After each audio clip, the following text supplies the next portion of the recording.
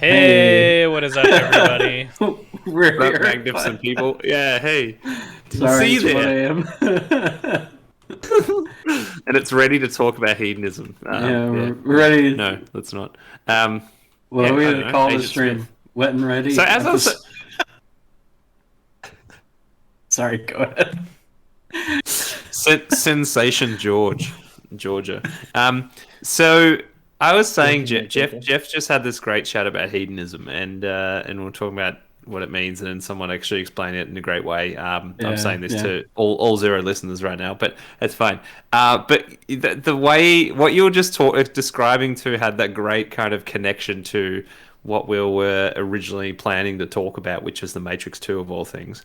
And then I went on, as I was saying, watch Matrix 3, but when Smith starts to like cryptically examine human behavior, and he usually hates humans, which is really interesting, but like he's kind of breaking it down to purpose and like why keep doing things and that kind of thing. So yeah, it's purpose that drives us. Yeah.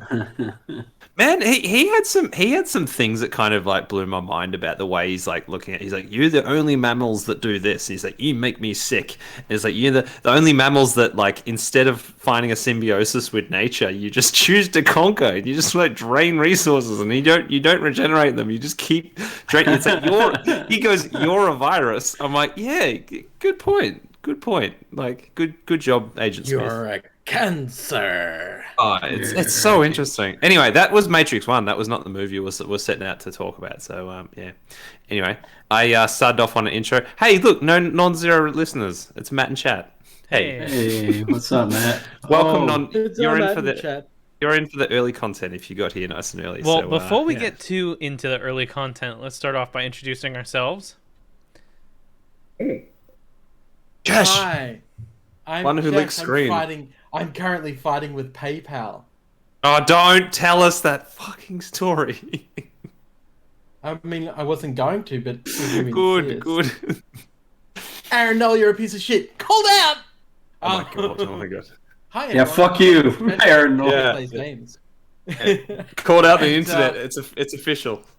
I'm one half of the Australian contingent of this whole fucking podcast, mate, or vidcast or whatever it is, and I'm rocking a sweet fucking do. Yeah, I am. Oh my, limp unicorn. It looks like a third hand. It's terrifying. What's up, everybody? My name is Brandon, aka the producer, a host at MTG Lexicon, and one half of the MTG Lexicon representation here. I was waiting for Jeff to make a Snyder mark, but instead it was the Kleenex. Yeah. I shouldn't speak loud in words. That's it. I got nothing else I'm the average unicorn.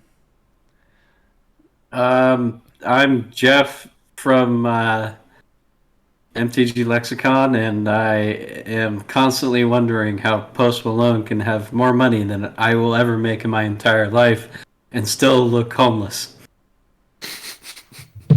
You said that last week. No, the week before. Probably. He's a homeless man. I think we should petition to buy Post Malone a home. Post Malone, is there a pre-Malone? You've made that joke before, Chesh. I have a whole video about that. I mean, I've watched an entire video about Post Malone, pre-Malone, Malone, Hyper Malone, and post Malone. and Karl Malone, the important one. Yeah, and even one of my favorite Malones, Moses Malone, all-star from the 76ers and various other NBA teams. But yeah, some cool Malones. Anyway, yeah. I'll find it. I'll link it in chat because it's such a good video. Malone.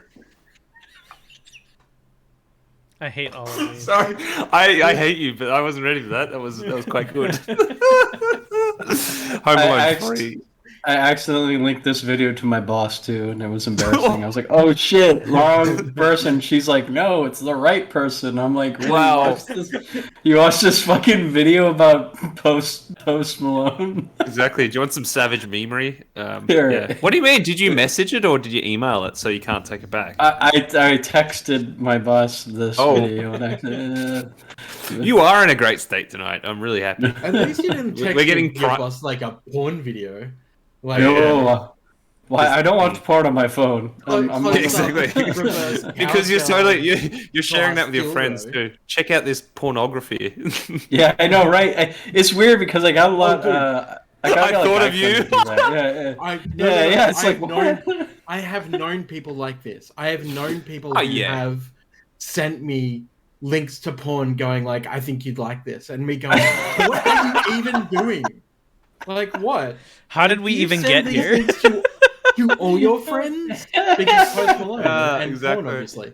Why? No, but why? No, what is the logic behind that? Because I have a few friends that send me pictures. Like, I was like, yeah, that's a beautiful woman.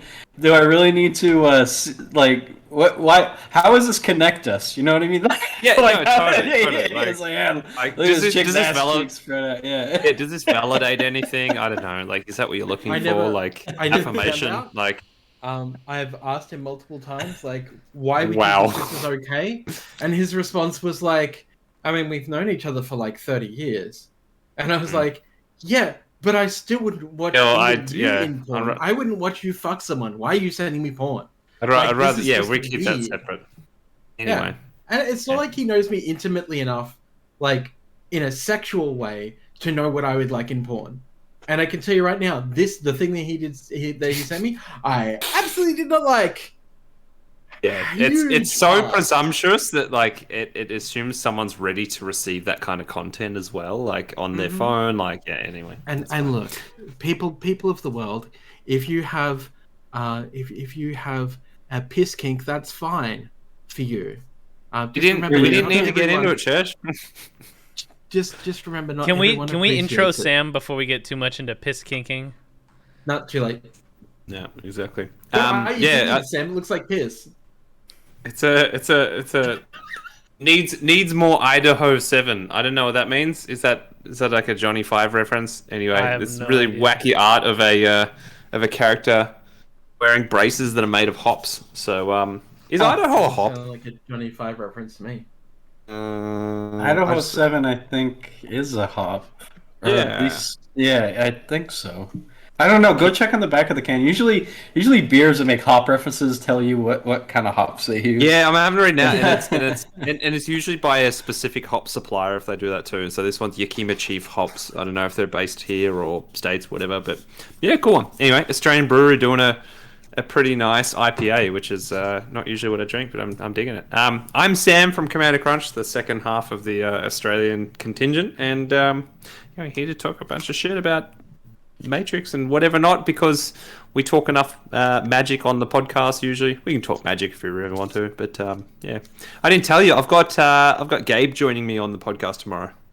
Oh, hell and yeah. I say me because it's 7 a.m. and I said, Chesh, I really don't expect you to wake up for this one. I'm keen, but you do what you need to do. And Chesh was like, yeah, I'm not fucking waking up. No, I've been keen to kind of get some of Gabe's thoughts on Commander and everything of all things, but it also, as everyone has their cool stories, Gabe does some really cool shit outside of Magic too that, of course needs to be talked about. So, yeah. Like what? Music. Mm-hmm. What type of music? Look up Ice Tep on the Spotify's. No, it's so that you can plug him. So thank you. Oh yeah. Well, there you go. I did it. I did the thing.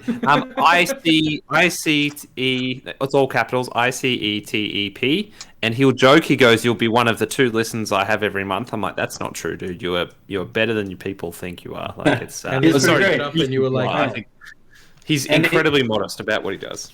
And he made our new theme song, which we have yet, like about a year ago, which I paid him for, which we haven't put in our intro. Exactly. Yeah, and sorry, so he was on patiently ignoring you. Yeah, exactly. If you were patiently ignoring me, you would have ignored me.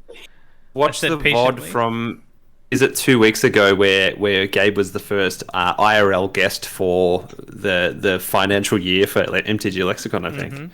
Yeah. And it was a good time. There's some solid Steely Dan content. Holy shit. Oh my god. Hey, what's up? That Ash was a- ketchup. That was the time. Sorry, Hey, Ash Ketchum. it's ketchup. That's what we call Ketchup. I don't know. Catsup.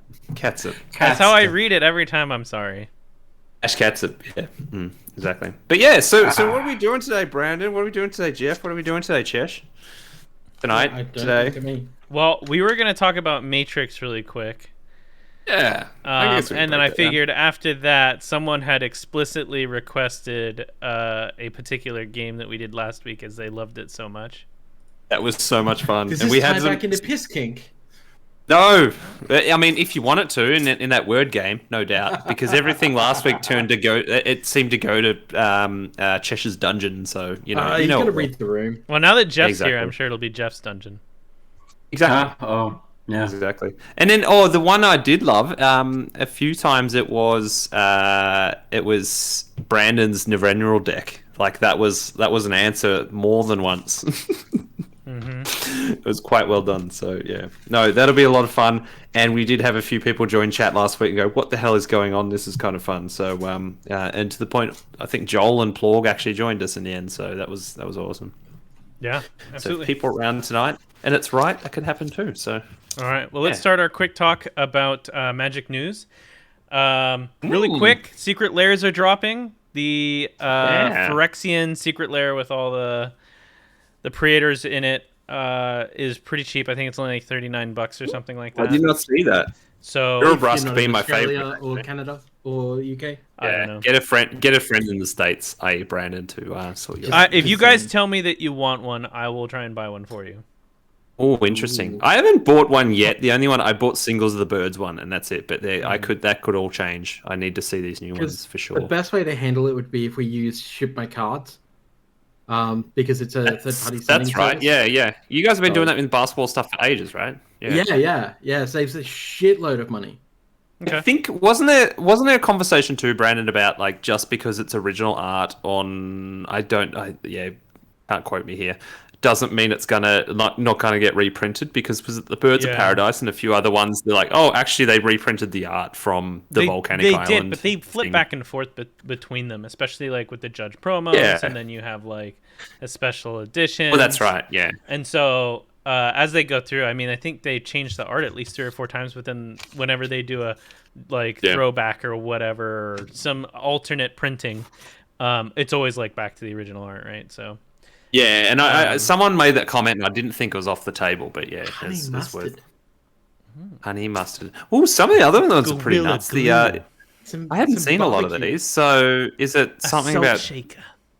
the D&D ones? Tomato. There's actually a couple that are releasing.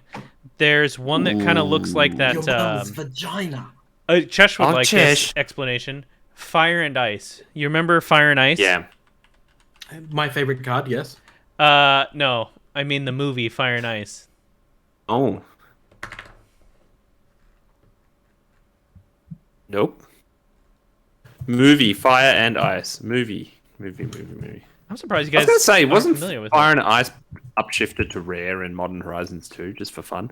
Oh. The yeah, movie, I Fire haven't and seen the Ice. movie, but I know of this 1983 film. Chesh? You know this? It looks like He-Man. Kind of. And the Masters of the Universe. Yeah, and exactly. And he's sad. Okay, so one of their drops, the art style is kind of Fire and Ice-ish. Yeah. Oh, wow, yes, okay. Yeah. Yeah. This I is get it now. This is supposed to be like Saturday morning cartoons, but in like secret lair form. Fire But and the Ice looks art- super erotic. It's not. It's like the same as like Heavy Metal that came out like around Yeah, the gotcha. same time, right? It's not meant to That's be good. erotic. It's just Also- meant to be Yeah. art for the sake just- of drawing titties. Yeah, it's got Oh, sorry. Let suggestive me do tones, the yeah. let me do the proper Nicolas Cage thing. Mm-hmm. But the art reminds me of that. So that's called Saturday Morning D&D. So yeah, you've got the bird, the one that's being reprinted with the bird in it. I think there's a Mother's Day one. There's a Phyrexian one, and then you have your good and bad allied and bad signets, right? The good and bad signets, which is pretty interesting. I don't think I'll be picking up the signets, but I for sure will get the Praetor pack, and probably just the Praetor pack. They've got some really interesting ones. Like this is what happens with secret layers. I don't pay attention for a few weeks, the next thing you know, I'm like, whoa, holy crap, being deluged. But just seeing now too, like the Fiona Staples one, comic book artist, and like the Sakura Tri-Elder on that is actually something I really want. That is amazing. Mm-hmm.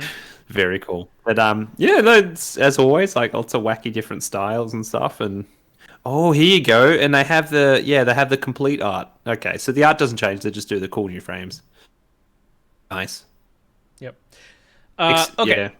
So I think that's, unless you guys have something else, that's it for MTG news, right? I was just going to say it's going to be interesting. This weekend is when Modern Horizons 2 officially launches, I guess. That's correct, right? And I thought we had a delay, but it seems like we're going to be cracking packs and all that stuff, like full product this weekend at the same time. I'm just really interested to... I'm really interested to see what happens with this one. That I think I've said a couple times. I wasn't, product-wise, I don't usually go too nuts, but this is the one I'm like, actually, you know what? I've been putting aside some pocket money for some things, and I just didn't have anything to spend on, and like, it seems like the set to get the collector's booster box. And it's like, you did the collector's booster box. Yeah, man. Hey, man, high five! I did the same thing, dude. I bought the collector's booster box. Have you been watching videos of like them opening tentatively all week, going, "Oh, I wonder what actually they're like"? And... No, I have actually done. I've done as much as I can to not ruin it for myself. No, fair. All I'll say is like, prices tank. Well, that's my point. Fine. So, if it's, I don't know. It's like if you look at all the cards they're opening at like current price and stuff, you're like, this you can't go wrong. Like, it's insane. Do you want your fetch lands, that kind of stuff? Fetch lands are always an interesting one. I'm not a finance specialist. I like to listen to people talk about it very interestingly. And Brainstorm Brewery had some good things to say about it last week about like thinking about what it means. But fetch lands are the type of thing, they're quite unique in what their price trajectory will do and rebound and all that crap. And it'll be very interesting over the next few weeks to see the tank in prices for things that may have been inaccessibly expensive, that kind of thing. Like, I saw a friend like get a foil Imperial Recruiter off an auction site for $5 last night, and I was like, wow, like stuff like that happening. It's going to be very interesting. I think I'll still have some fun with opening stuff and you or too, Brandon. But I think I'm not doing it to sell the cards right away, of course. And it's the type of thing. We'll see what happens with other releases, and then in a couple of years' time, we'll find out how much people really did open. But I don't know. I feel like if there's that, like, it's almost just consistently pretty great, like what's happening in these boxes. So it was the only piece of product I got from this set too. That was it, and I was like, that's all I need, and we'll go from there. So should be interesting. But I think the amount of Commander stuff I'm going to be adding is going to be awesome. So if you're buying a box, like, there's no point in selling now when prices are tanking, because that's what's happening. Over the last 2 weeks, those prices have been plummeting. Unless you can do it before everyone else, like last week, which some people did, but then exactly. Because they were lucky. But if you keep them for like 6, 12, 24 months, you're going to be laughing, because those I think so. Especially the foil fetch lands, they will absolutely go back up in price. Like, I was tempted to start picking up Scalding Tarns at their $50 price tag, going 2 weeks, give it a go then. If I like spent $500 and I picked up 10 Scalding Tarn and just sat on them for like a year or two, and like then sold them off, like, I'm getting at least $20 per land. Be fairly safe in profit. It's fairly safe. Yeah, like, and that's weird. So too. Hey, it's a ginge. It's a ginge. It's very weird, and I think it'd be interesting. I think the other takeaway I felt from it too is there's a bit of buzz around Modern with all the things shaking up like decks and stuff like that too. And I think this more so than Modern Horizons 1, where like I think that changed some Modern things, but this one seems to be really affecting. Or maybe it's just that no one's really felt like they've played Modern for the last year, so it's like, oh, cool. There's a set for it, and the meta is constantly changing, right? Because they're always totally doing stuff. But when they have a set specifically geared towards some interactions that really only happen in Modern, then it totally turns things on its head, and that's where hopefully I think they're looking to see a shift, especially with a new upcoming ability to be able to meet people in person. It's getting people to change direction with a lot of their decks to shake up the meta for the whole new season that's coming. And opening it up a little bit too to make things like fetches accessible, because I mean my first modern deck was Death and Taxes because I had Aether Vials and I didn't need to buy fetch lands because I was I don't want to invest in those, like they're just so prohibitively expensive. So, but it is my honest opinion that especially for Commander players, I thoroughly recommend playing some Draft, thoroughly recommend getting into some Modern to witness the other facets of Magic and No. I've got one for you. If you're a competitive player and you think that somehow Commander has ruined your precious competitive scene, join us and play Commander.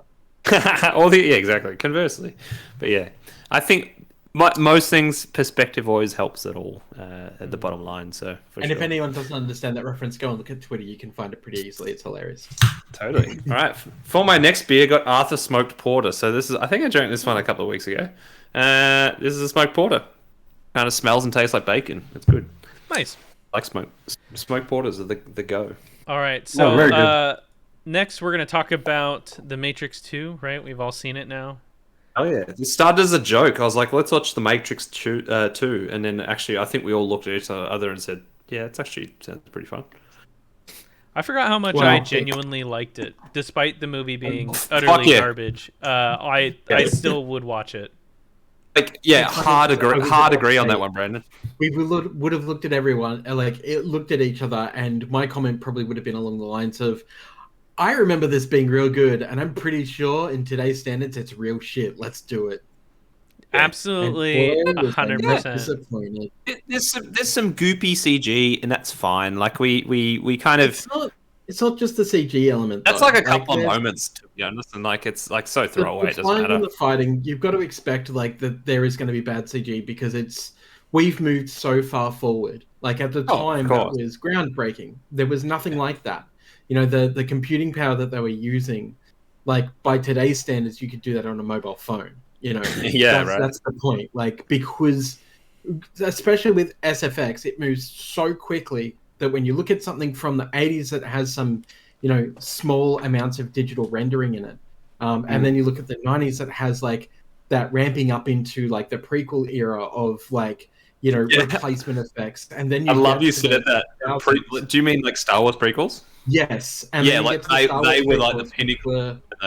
Exactly. The pinnacle of its time, and you look at those movies now, and you're like, they are fucking god awful.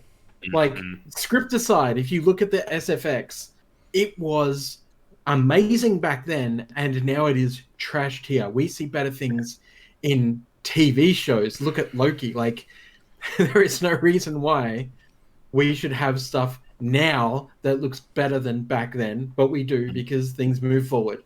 So that aside, I want to hit some people up with a little bit of trivia that I don't know. Did we speak about trivia last week on the show? I think you dropped a little, couple of tasty morsels, that were interesting. And it was funny because it made me. I actually, what was it? Last week we were going to talk about it, but my power went off and I didn't get a chance. But I've since watched the whole Matrix trilogy in a week, and I've been looking out for those things you talked about, which is very interesting. But yeah, it's weird. There's a lot of that stuff in there that I didn't cover as well that I'm not going to cover because I want people to research it themselves. But so the first one is the casting choice. Obviously, is the architect was originally going to be a woman abuser who likes to beat on women, who's now dead.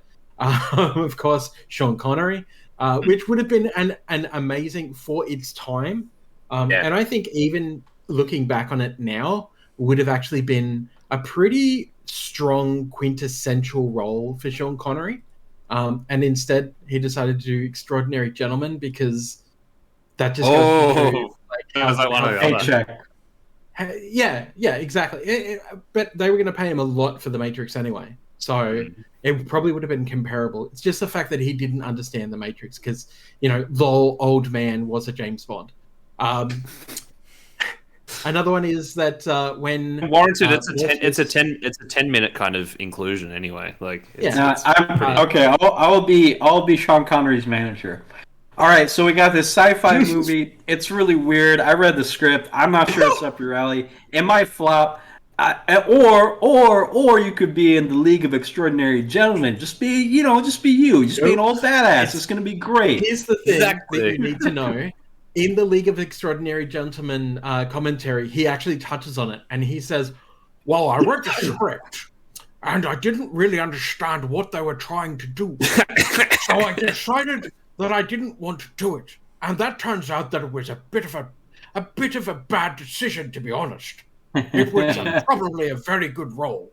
So it's just like him basically saying, "I'm an old man, and I don't understand what the fuck they were doing, but now looking back, like I feel like an idiot because I could have made a lot more fucking money, and people would have actually liked me again instead of like doing League of Extraordinary Gentlemen, which was a piss take on what was already a problematic and bad fucking book to make it even worse and go nowhere near where the book actually was supposed to go in the first place." Yeah, I think overall that fidelity is so off the kind of like measure of things that matter to me when it comes to these things now, and I think that's maybe changed over the last 10 years or whatever, where I even think like video games, like there's something like Minecraft that changed that ultimate shift and also got a lot of people into like, hey, let's think about games like with thoughts rather than how they look, that kind of thing. And and like I don't know, like there's plenty of people that go, oh, Matrix 2 visually things didn't happen, or like it was like, it felt like this because, and it's really surface level stuff. I just think the ideas in there were like still as satisfying as the first, and continue that in a great way. That it's like still a lot of philosophy in there to like, I was lapping it up. Like it was just so nice to watch it again, and like there's the great kind of continuation, that whole like attachment of like body, brain, and mind, and that kind of thing. And like as you said, Chesh, now understanding what you said about the religious kind of thing, like is it the Book of Revelations? Yeah, totally. Yeah. Like it's just like to the point where the third movie, there's a massive cross when he basically gets like ejected, he becomes an angel, like he literally becomes Jesus, and he gets Jesus. He's Jesus, yeah. He's robot Jesus. He gets put up on the cross by the machine. It's Robo Jesus. Robo Jesus. Freeze, creep! You're coming with me. Oh my god, what's Robo Abraham Lincoln from? Rick and Morty. Rick and Morty. We lose. Hold on. No, it's not. There was one from Futurama. Yeah, it is that. Yeah. You get and there was one from Z Nation as well. Yeah, that's right. There is Z Nation. Which was a show. There was lots of things for with a baby. Yes. Fucking zombie baby. Christ. There's a lot of things fidelity-wise I did notice though, which is really interesting, and it's like it's pretty obvious stuff, but like now you kind of go, oh, that's just an interesting choice. Film grading is really cool throughout the whole thing. Sometimes it's pretty overt, but like it's just a thing, almost branding-wise. Pretty much every scene, unless there's a good reason for another palette to take over. For instance, in the cave, there's an orange there, and maybe that isn't by contrast life, but anything in the Matrix is generally having this overwhelming green tone, and it's like it's always the case, and it's pretty obvious to people I know, or maybe it's not, I don't know, but it's like I never really picked up on it much, to the point where it's probably a subtle thing. Most people go, oh, I'm not looking at it, but they know it's the Matrix, but they couldn't tell you why, and it's because that green hue on everything, like literally everything. You watch it, any scene that has like dry concrete tones or whatever, and then like they've just got a bit of a green grain on them, and it's I don't know, I just didn't realize how much that actually really played a kind of tone to it. So very interesting. So there's a couple of things I guess to touch on. The first one is a hilarious thing. So the bad guy of this particular film, and I don't want to say Smith, I want to say like the physical human dude who I can't remember his name because he's just Smith and it's unimportant. Oh, bang. You won't guess who tried to get that part. Hold on, who literally? You mean Smith Bane. in the physical world? Yeah, Bane. No. Yeah, Bane. So you won't guess who tried to get that role. Or who? Hey, buddy, I'm Doise. I don't know who that is. Holy sure. Oh, really? Oh man. Yes. That's wild. So wasn't this guy the current Bane was chosen because he was like general resemblance to Hugo Weaving? So Yes, he's like kind so of same because cheekbones, and he could speak the same way as well. Yeah. So because they looked similar, and he had like a good voice for it, that he could use to kind of mimic Smith without being too Smithish. So you couldn't really tell it was Smith, but it had the very heavy Smith overtone. And they made it very obvious to the audience that this is what was happening. But if you kind of weren't paying attention to it, you might not have watched it, like, going, oh, I didn't see that happen. But it's like very clear. It's like, yeah, look, he assimilated this guy. He picked up the phone. He transcended into the real world. Like, that's pretty amazing. And yeah, exactly. But it's like you watch the next one. You watch Matrix 3, and you're like, oh yeah, it's him. It's him. Which, by the way, a lot of Australians are surrounding too. That was the point I realized. There's Essie Davis, who does Miss Fisher's murder mysteries and stuff like that, but tons of like random Australians through the cast. And that was where Kate and I were watching it, and she was picking up on it. And she's like, oh, that Australian, that Australian, that Australian. And it's so I can't remember. I think she said something about it being partially filmed in Australia. It was, yeah. So just like the first Matrix, with the first Matrix, you had the lady in the red dress, who was it Isla Fisher or someone? Is that somebody from Home and Away? Okay, gotcha. Yeah. She's like very, very much the Home and Away. Yep. And then you start spotting people in the second Matrix, and you're like, where do I know that person from? Oh, totally. They got the face up, and it's like, oh, okay, yeah, because you're in like an Australian drama or an Australian movie, etc. Yeah, there's a lot of that. Yeah, that's very interesting. So Trinity uses a genuine hack to get into the power station. So if you have a look at the system that she's using, the hack that she's using, it's actually a genuine hack. And that is amazing that they went to the point to make sure that the nerds they knew would be watching the movie could go, oh wow, that's an actual hack. Instead of like putting in a hackers-esque like... And it being a Python script, yeah. Is that the one where you said she types in Z10N as she types in Zion as the password. Yeah. That's pretty boss. So this is, at this point anyway, I urge anyone watching it, and I don't imagine anyone's doing this for the first time, but like at that point, because a lot of the morality, the narrative shifts to it's the machines that are oppressing us, all that stuff, which is kind of true. But to understand that perspective in the Animatrix, and it's only the first 2 episodes in the Animatrix, but that tells the whole story of how it got to that way.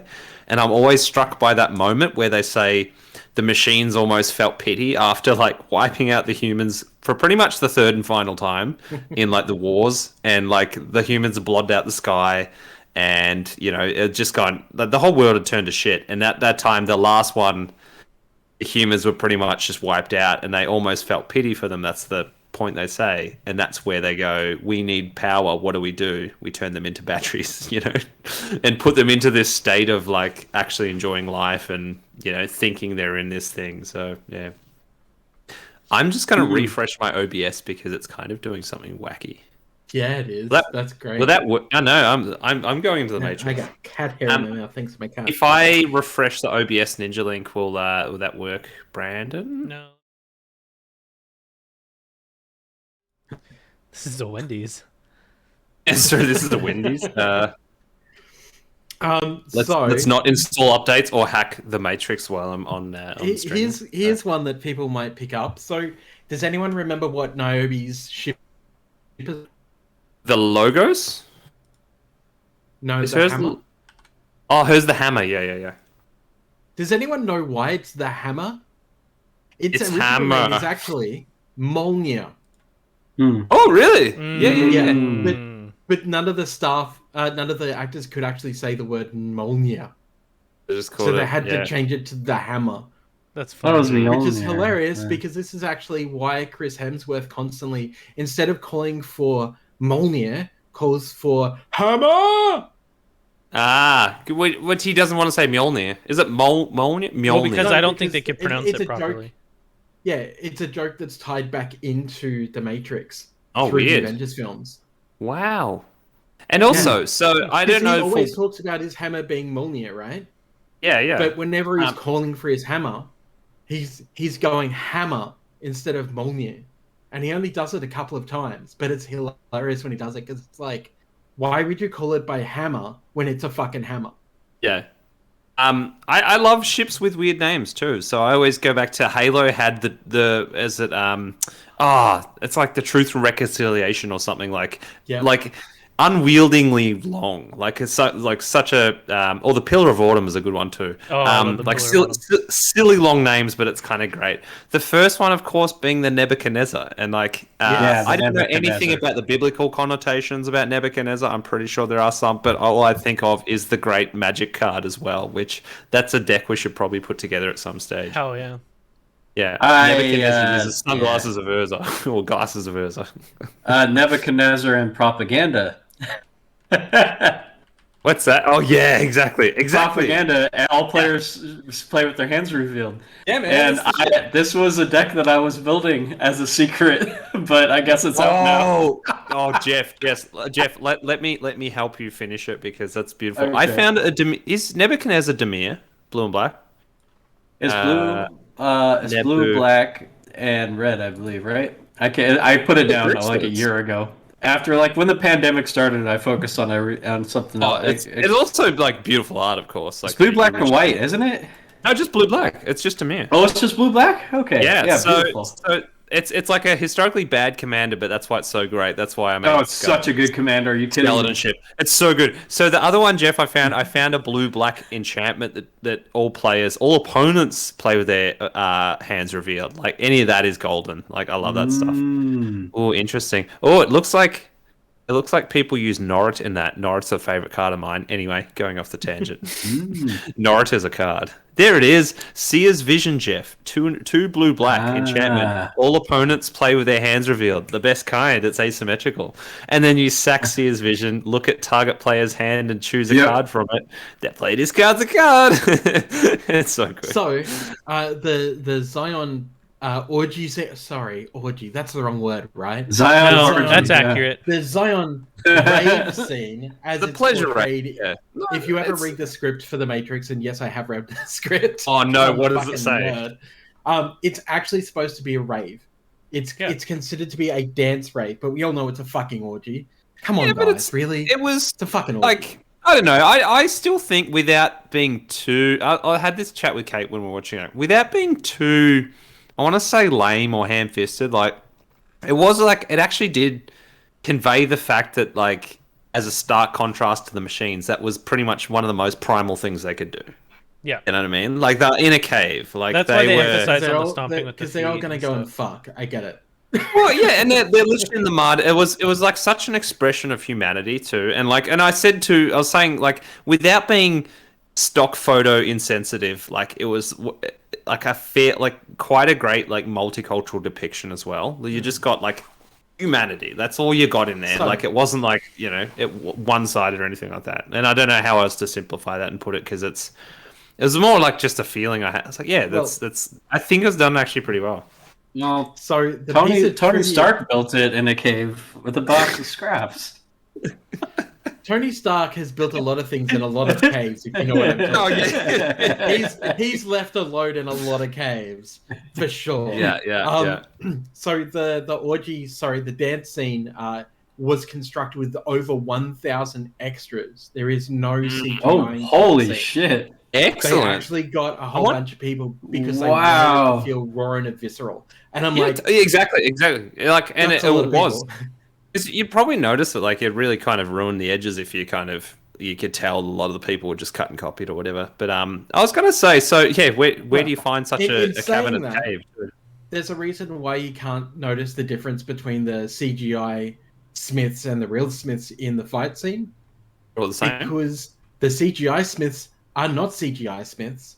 90% of them are real Smiths. What happened was they basically went and put out a casting call because they wanted people who looked like Hugo Weaving as much as possible. And you can actually tell in the scene where they're starting to dogpile, you can actually tell that there's a couple of different looking Smiths. They're not actually Agent Smith. And then there was a part where he was bowls one through them, which is partial CGI.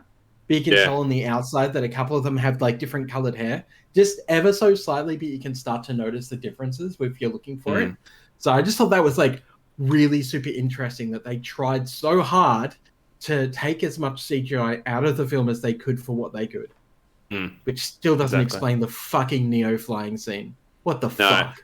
Well, no, I get it because he can bend time space. He's basically got that kind of point. But I just like I kind of like the little side path they took on like explaining why ghosts and vampires and werewolves exist when people see them, because they're like programs going wrong essentially historically, and then they go, well, these are old programs. You should mention that as well, because that's also not entirely correct. So in the original scripting, you actually find out that all of those people working for the Merovingi, they're all Neo. What? They're all previous human guardians. I thought there was only 6. No. So that was alive from the architect. Oh wow! Yeah. Wow. That is huge. Because they're the only other ones you can kind of see doing superhuman feats of jumping and then also that great scene, which is so silly, but I kind of love it still.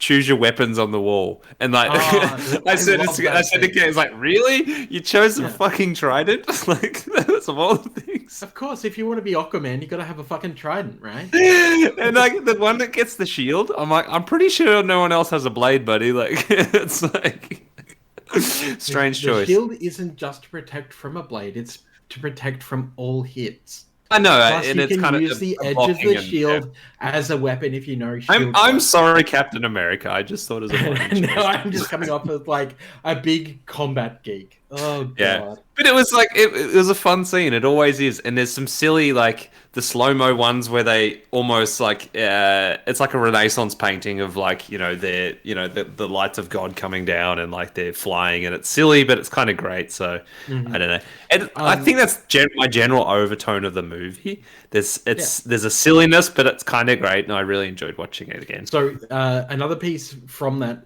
directly from that, actually, is the Ghost Twins. So the Ghost Twins are actually supposed to be copies of a previous Neo that's split into 2. Interesting, right? The weird part is that their design is actually based off jellyfish. So if you watch them and they go into ghost mode, they look very much like a jellyfish. Yeah, and that was the whole concept behind it, because they didn't want to just do like ghost white. They wanted to get that. They are depicting a ghost though, right? That like they say that anyone that sees a ghost kind of sees something weird in the Matrix. Yeah, but the Wachowskis didn't want to make it so it was just basically like a dude in a sheet. Exactly. Yeah, they wanted to make it like less scary than it could be, but also like that underlying fear of like the primal fear, which is why they went with the jellyfish design. And I think that is really cool to think of it like that they went to the lengths to think of what somebody would have a primal fear over, and then choosing jellyfish. And I think it's that whole thing. It's like, because it's like, yeah, cool. Once you gain control over this environment, whatever, things are usually, is it corporeal or like whatever that word is, basically made of flesh. You hit them, they die.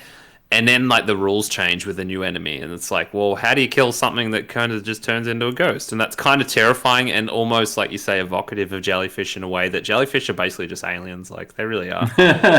We don't know what the hell they're doing. Yeah, in a great way. Like they could be awesome. Who knows? They're one of the strangest things. They don't die easy either.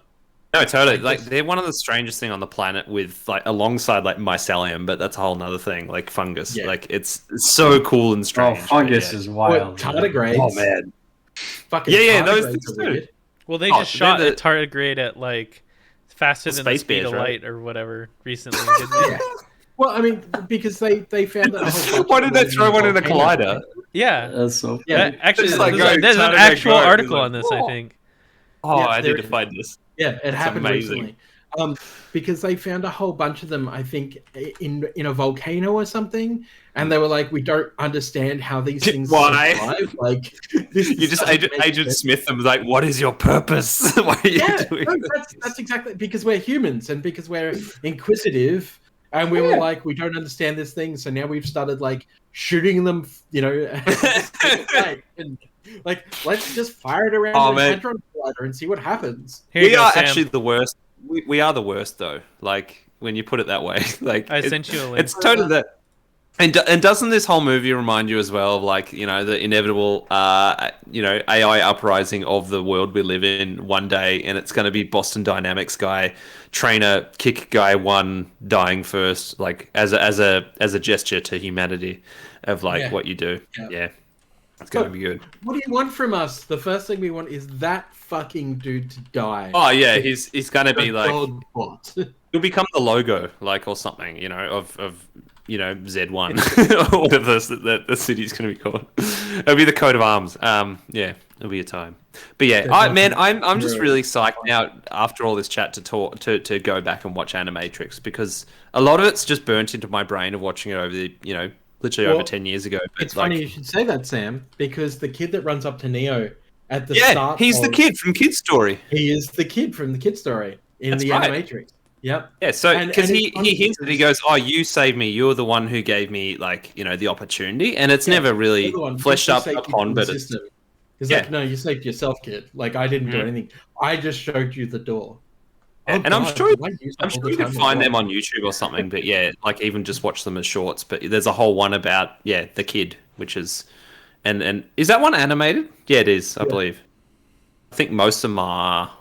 Actually, they all are. That's why they're called. That's why it's called Animatrix. I was like, what I meant anyway was, like, not 3D animated, but like more the anime style. But yeah, I was going to say the Animatrix is the secret layer of the Matrix, because it's like everyone's in a different style. Everyone's from a different producer or whatever, and it's like totally worth watching.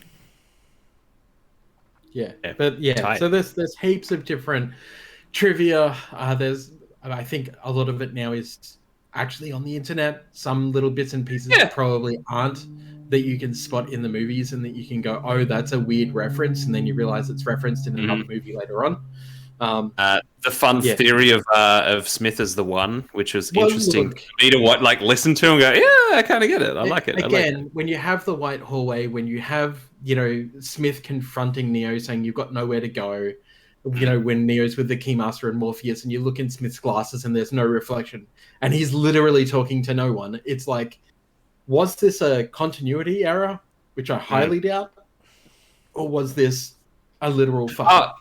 And that when you realize how intentional the reflections are in every sunglasses shot in the whole movie, that hasn't been skipped. It's actually, that is a piece of trivia I wanted to bring up, actually, because in the second movie, on the truck, when Morpheus is fighting the agent and Morpheus takes his glasses off, that's a throwback to the original movie, because Morpheus, basically Lawrence Fishburne wanted everyone to realize that that this fight scene was in direct parallel to the previous fight scene from the last movie, where he doesn't have the glasses on, right? Smith and the other thing was he wanted people to realize, or to feel, the vulnerability that you have against an agent, because if you're fighting against an agent, you're not like a super badass. You're just trying to survive. Yeah. And that's why the glasses I think the movie does a good job of like reminding that it's like, these are literally things they don't think they could ever beat.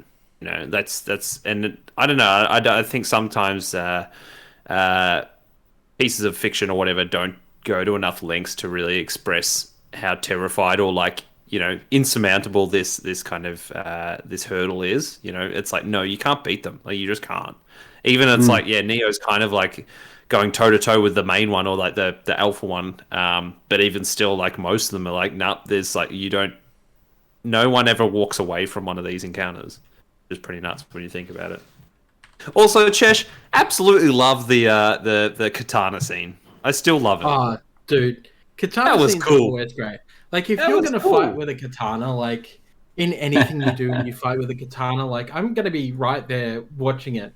Especially with this, and for anyone that doesn't know, so I spent some of my time doing martial arts, and I was going to say, you were studying the blade, weren't you? and it was while we're out studying. Yeah, it was one of the things I was studying, because I didn't like nunchucks, right? So, like, I can use nunchucks and I can use butterfly knives, but I don't like them. Long blades are my weapon of choice, because they're just elegant and cool. they're like badass. Let's be honest. Like, especially when you're a teenager, like a katana is just the coolest thing ever, and I really wanted one for myself. Same but as if you, you like watch when I said I wanted to learn martial arts because I watched Mortal Kombat as like a 12-year-old. I was like, holy shit, yeah. When you watch those fight scenes, particularly pay attention to Morpheus's stances and where his feet are, because that is absolutely correct. And that's what blew me away, was the fact that they not only did they do the training, but they retained that training. They must have kept up. That's what I could tell. They gave a shit about all of that, and like the first movie as well. Like anything martial arts was not going to dumb it down. What's that? And still, Neo had a broken neck in the first movie and still did all those moves. Like that's ridiculous. Hey, Matt in the chat says that's why Morpheus's sacrifice is exactly that, suicide. That's sort of, yeah, exactly. But yeah, it's like also that whole freeway scene was actually better than I thought it was too, and like actually pretty well done and kind of awesome. And I know like it always feels to me like that's most of the movie in a weird way. Like that's the bit you think of, and like that's what it was. Ultimately, like we kind of like dumbed it down to last week, Chesh. It was a fetch quest. It kind of just was. That's fine. But it's like you always need a bridging movie, and it's just a difference of whether like the second movie is going to be, or the second in a series is going to be Empire Strikes Back or Mass Effect 2 or something, or it's going to be the one that kind of is a means to that end kind of thing too. So I don't know. They don't always have to be the greatest, but it existed and it was kind of awesome. So yeah. I'm just glad we were able to go, yeah, we enjoyed all the merits of it kind of thing. So without utterly shitting on it. So it's not good by today's standards, let's be honest. It's the weakest of the three movies, which is hilarious to say. Well, a lot of people say third, which I was surprised to see too. Like, but no, you know, much of a weakest, if you ask me, for sure. Yeah. I mean, both 2 and 3 are pretty bad, but 2 is probably the worst for me, particularly just because of the Zion stuff. I just felt like we know humanity's out there, and like you felt the need to show us humanity, but like, what have they got to fucking live for? They're all living in one city. Like that's not an existence. They're all, they're all living inside. It's all relative, machine. Right? You don't know like what you have unless you don't have it, kind of thing. Like I don't know. Yeah, but that doesn't give me the drive to want to back the humans, because they've got nothing to live for. The third movie gives me that when the ship goes above the storm and you see the Earth is actually repairing itself. Yeah. And you go, oh, well, why didn't you fucking show me that in the second movie? Why didn't you give me a hint of that so that they had more hope than like, we just want to stay alive? Yeah. Oh, you do? Why? You've got nothing. Well, you mentioned it's like sex. But you mentioned with the jellyfish too made me think. Yeah, exactly. With the jellyfish too made me realize too that most of the machines are kind of in the mold of insects in a way that's meant to rattle you intentionally. I'm guessing because insects and aquatic creatures, I believe. Yeah, which like totally works because the ones hence the squiddies. Yeah. Which aren't really squids. They're the ones in the farms, kind of like octopuses. I was gonna say the ones that it's flies. Those eyes that they had was just. Oh, they are flies. They're like spider heads. Matt and chat. The orgies, exactly. That's what they gave us to live for. The cave orgies, exactly. Like man, humanity, right? But the other ones that still strike fear into my soul, and like everyone's different. But the ones when they go past the battery farm, is that what he says when they fly past it? Oh, is that the farms? Yeah. I think that's what he calls them. Yeah, so basically with all the humans kind of fertilizing, so to speak. Yeah, the battery farm. Those ones with the pods on the back and the big tendrils, they're almost a little bit tripody, like War of the Worlds. So it's like, it terrifies me. This whole thing, I had very big vibes of Wells, basically. Like the whole thing just reeks of that kind of like Wellsian feeling. Also, a lot of the inspiration was taken from Wellsian stuff. And then also, inevitably, when you get into this level of sci-fi, but Geiger. You get that when he's like when they make the seat for him, and then the face that talks to him on the third movie. Yeah, totally. Like when you see the Machine City, that's very Geiger. Yeah, they definitely talked about that. The other thing, Sam, I wanted to bring up, the Nebuchadnezzar. You're not sure where the Nebuchadnezzar comes Oh, from? I know the name, but it's like I can't tell you more than that. It's like, eluding you. It's a biblical figure, right? Like, I mean, it's something about a big white whale, maybe. what's that? Was Morbius gonna chasing his whale? I Was get he it. finally gonna get his whale? What do you mean about whale? Is this what happened with Nebuchadnezzar? That's the whale's name. Oh, really? Hold on. What do you Right? mean? Which whale? What are you talking about? Nebuchadnezzar was a king, right? Chesh, I don't get it. 1 second. I can't remember the spelling. Am I a whale because I buy magic cards or like collectibles? No. Oh. I'm gonna bring it up because there's a couple of things. Also, I forgot how good that art is. Nebuchadnezzar was a king as well. Yeah, he was a king of the Babylonian Babylon, Empire? yeah. I was thinking it was like whales, famous whales in movies, shows, whatever. I was like, oh, there's a big whale in Pinocchio. Is Nebuchadnezzar the whale in Pinocchio? I don't think it was the whale. I thought it was the ship, wasn't it? Was it biblical whale? No. I don't know. All right, you look that up anyway. But we'll wrap up our Matrix chat. I think it was good. It was fun. I don't know. Sorry, Bran. We kind of took all the microphones in, but yeah, we got a bit passionate. But it's been a good week. It's kind of like it set us off on a bit of a sci-fi tinge. But yeah, now anything you want to add to it? No, Jeff. I don't think we've heard from you at all. Did you even like the movie? No, I was just enjoying you guys talk about it. Well, how do you feel about the movie? After all this time, you're rewatching it now. How do you feel about it? I did not rewatch the movie. I remember it from memory, but that's it. Okay. I didn't know we were supposed to watch that. I totally fucked that one up. No. And like I said, it started as a joke and it turned it into like, oh, actually, that's actually a pretty fun one to watch kind of thing. So I think as it will go, I'm interested to keep like taking movies and like, I don't know, watching different movies in different kind of spaces and genres. What's that, Chesh? Tank Girl. We'll vote on it. No, I don't know, man. I don't know. Yeah, vote on it pretty much, like, and what we should kind of watch during the week, and yeah. But I've got to say, Brandon and Jeff and Chesh, like, this kind of thing has really pushed me to go use my weeknights a bit better, to be honest. Like when it comes down to me, especially for at home now, it's like, you know, sometimes if you don't take certain actions, it can't feel like you're decompressing, whatever. And sitting down watching a movie and thinking about it is something I haven't done for a very long time. I've always done something else. I'm making a magic deck or doing something else. Thinking that your mind has to do all these things, and to go watch just a movie and think about it. It's like, it sounds really simple, but it's not something I naturally do. And now we do it at least 3 nights a week. And so we've been watching heaps of other movies like each night. And now it's like, what are we going to watch tonight kind of thing. So pretty much whatever you suggest, I'm down. Like, I mean, it all started with Neil Breen. Like, you made me sit down and watch Neil Breen by myself. Jeff, can we do Detective Heart of America without context? Detective Heart of America is a really, really good movie. It's it is pretty good. I'll agree with that. Can we vote to do that one instead? And then we'll do Tank Girl after that? Yeah, I am so not about to watch Tank Girl again, but well, that's why I said we could do one that you like at least. You know? Well, you know, I don't think. Wait, have I gotten any recommendations on the list that you guys have watched? Nope. Or we just Jeff, I want you to drive this one, dude. Like, yeah, that's what I'm saying. That's why I recommend Detective Heart of America, just because it's goofy and fun. I've got many ideas when I get to choose a movie for the week, and it's really fun. But yeah. All right. So Brandon is like, you get to choose the movie, but I want you to do this one. Exactly.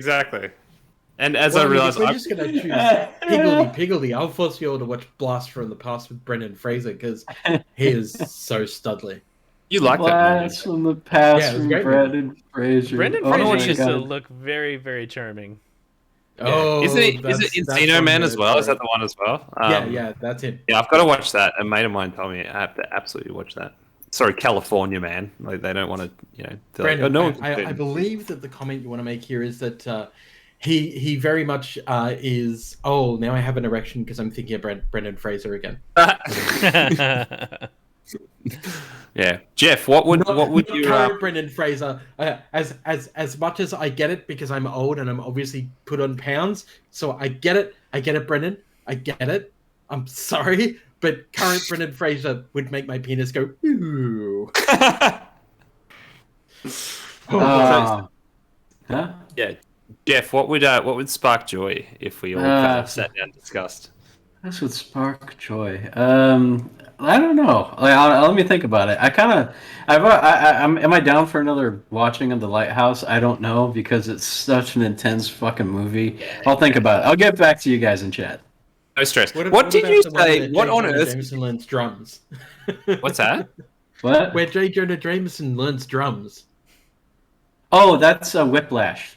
Yeah, Whiplash, right? I'll be meaning to watch that actually. And he's a drum teacher. He doesn't necessarily learn the drums. Well, the kid does. No, he learned drums to do it. Like, he did? Yes. Oh, no very way. much so. I didn't know that. He goes full on for his roles. That's why there's so many memes about him being jacked because of the Batman thing. Good choice getting jacked for 5 minutes of movie. He looks exactly like that character too, which is definitely yeah. Jeff, when you were a guest on Commander Crunch, is that what you said when we asked you to recommend us a movie? What, The Lighthouse? I think so. No. I at the Whiplash. I feel like it was Whiplash, maybe. I may have talked about maybe it was. Snidely Whiplash. Yeah, exactly. Yeah, wacky races. I got to go back and listen to the episode. I'll find out. But it's been a funny one. I've been really backtracking now in a weird way to listen to what everyone told us to watch on our own fucking podcast, and it's like, because like the first one was Peter saying you should watch what was it? Not No Country for Old Men. What's the other one? There Will Be Blood. The Daniel Day-Lewis one. Oh, it was excellent. I watched it twice. It's so good in 2 days, and it was just like the way he like sold it to me. I was like, yeah, and that's usually what happens because when I ask that question, we do. People come back with some really amazing answers of like something they're really quite passionate about, and you get an insight in what they're into, that kind of thing too. But there's so many that now I'm on the list, and I need to like document them. Like the other one was Ginger Joe said anything A24, which, as I was saying to you guys before, I've watched a few of, but now I've kind of gone down the whole list as much as possible. And we watched Moonlight last night. We watched Ex Machina during the week. That was mad. And just had an awesome time. But the new one that's coming out for A24, Green Knight, check out the trailer. That thing looks sick. Like it's like full D&D adventure, but amazing. Like it looks really, really good. So sounds good. That's what I was going to say. If we could watch an A24 movie at some stage, and The Lighthouse is an A24 movie. Yeah, exactly. Yeah, I highly recommend The Lighthouse. Nice. Well, I'll probably just watch that in my own time and during the week anyway. But Jeff, have a think. See what you want to watch or whatever. I will. I'll really think about what will work for everybody. You're gonna bamboozle us all. I mean, we've all. There's no flaw. There's no flaw. Seriously, because like we've watched Neil Breen. Like, you can't. I can't believe you committed suicide. I can't believe it. I can't believe it. I can't pull you out of this one, Jim. No. Man, that movie will scar me for life in a great way. That like, it gets better, like in a weird way. Like I kind of almost hated it after I watched it, and then it's like, it just kept like growing like a fungus, and now it's like it's just ingrained in me. It's the best. Yeah. So Brandon, some Jackbox time. Yeah. We'll play some game. Jackbox. I put the code. Jack. I put the code in there. Phantom, which movie were you talking about? Phantom said that's a great movie, and I just like threw like 15 out. I think There Will Be Blood is I think what he was. Yeah. The way people put it, like Daniel Day-Lewis, Daniel Day-Lewis and Paul Dano, like literally like almost hating each other, like on screen and off screen, like, or not even hate. It's like just like fighting each other for as characters in a movie, and also like for the best actor. All right, wait, Sam with ties. Why I got a tie? Because it was Sam with eyes last time. With ties. Oh, do you want me to go get a tie and I'll wear a tie? Really quick. Do we want to open this up for our viewers as well to join us? Yes. Yeah, Hey, they've got to jump in on chat though. All right. And you guys are watching the stream that I'm pushing through Discord, right? Before we start, let me show you the dumbest promotional product I've ever seen in my fucking life. Is it from Hammer Slammer? It is not from Hammer Slammer, but it could be. Is it an anal suppository?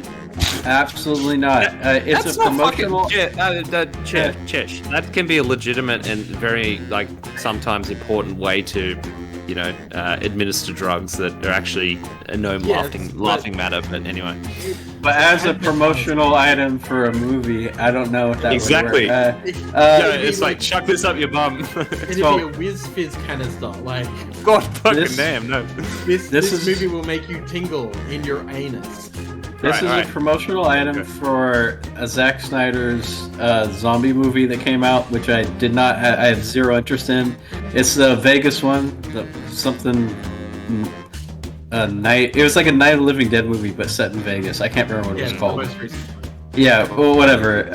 It's a Zack Snyder movie. I'm not gonna watch it. You should watch it.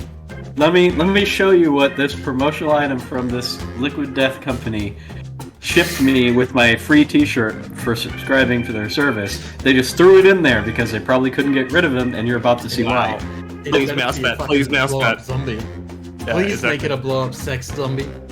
The standard is stress ball and as it whoa. Just a blow up sex zombie. We could call it fucking awful. Yeah. I get that because it's a joke. Wait, is he putting it on his head? Yes. They sent him a helmet? No, it's gonna be like a zombie mask, isn't it? With the fucking drink holder. I can't even wear my headphones to show you this. I loaded this up. Zombie face. You put cans of their product inside of this thing and strap it onto your head. Lead to neck damage for life. It's like a beer cozy, but for water on your head. It is the worst thing. Have straws. I can't hear you guys because I can't obviously wear headphones with this. Actually, let me try. Hold on. Nope, not gonna work. No, not happening. Not happening. Alright, we're still waiting for one of you. Oh yeah, Okay. sorry. What eBay scammer? Oh my god, is that you, Brandon? I'm going to show you a more useful but still equally bad promotional material. 1 second. Are we just whipping out our promotional material? How do you wear this thing? It's hard to put it on because I'm afraid the cans are gonna fall out. It's called the brain chiller because zombies won't get you if your brain is cold because they want warm brains. Yeah, that's the promotion. Yeah, but it's just. I like the logic of it. Yeah, I get where they're going with it, but that is just so impractical. That's gotta be. That's gotta be Matt in the chat. It was selling for like. Oh, it's you. Yeah. I'm the key maker off the Matrix. You know? It was selling for like $20 on their website. They just gave it to me because they're like, we can't fucking get rid of these. It's the type of thing you willingly wear to a sporting event or something like that to look ridiculous and. Yes, this is definitely like a no one's going to footballer accessory. Oh, RoboCop. So for the most recent RoboCop movie, I got a prize. I got a special prize screening kit, right? Oh, cool. It consisted of some tickets to go and see it, some shitty toys that no one ever wants, some really bad bits and pieces. The worst one, however... Does anyone remember the first movie where a bad guy basically calls... Or it might have been one of the cops calls RoboCop basically an oversized can opener? Yeah. That's a pretty good insult. Bottle opener, perhaps? Oh, no. Oh, no. You got one? Hell yes. It's a fucking bottle opener. Oh, my God. That's awesome, actually. That's pretty cool. That's actually great. Like, yeah, someone thought about that. That's great. Not just that somebody thought about it, it's heavy. Phantom! Hell Would yeah. have been cheap to make, even though it was made in China. Chesh, you ready? The best part is that on the back of the pack it says this: "Thank you for your cooperation." This item is not a toy, and then in very tiny writing, for adult use only. So don't be cracking your sodas, kids. You gotta. Yeah. I was gonna say, there's like some sodas that have caps on it too. Yeah, exactly. Yeah. You gotta crack beers like adults. Exactly. So this was made in 2013, right? Get this, by RDP Creative in the UK, printed in China. Oh, it did it. I'm Schmitty, That's and this is a little something I being like to committed. call... All right, Quiplash. Quiplash. It's freaking time. I see you So, all are we gonna remember get a head the start names. because we can see the rest of game ought to be stream, or easy. should we just all watch Twitch? Just pay attention to your Round one. browser. You are Remember? about to see two prompts on your device. Type something hilarious Gotcha. or not for each one. Round Then one. everyone gets to Fight. decide if your answer is better than someone time. else's. Democracy at work. The more So we don't have folks who X-anal choose as your a, answer, password the more this points week. you get. No. Pointing. We don't have sound this week. That makes me kind of sad. Yeah, there's no sound. Yeah. Does it need to be louder? Yeah. The, Wait, you are watching the actual stream? The Twitch on stream or the Discord one? Discord. No, I'm watching Discord. Yeah, I'm streaming it Awesome. on Discord. Not my face. There's an actual Discord stream. Phantom weren't here either, though. Yes, I'm watching the Phantom's active Discord remote, so stream. I can't fix that. I can't do that. I can't do that now. Right. What was the? Oh, I've got the things. All right, cool.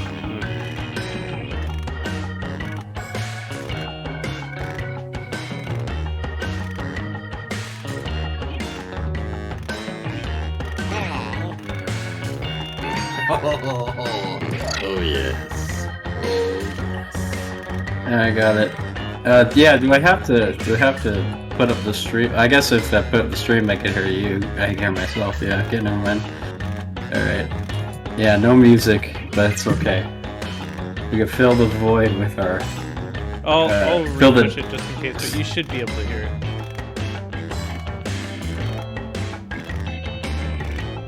Clock's running out.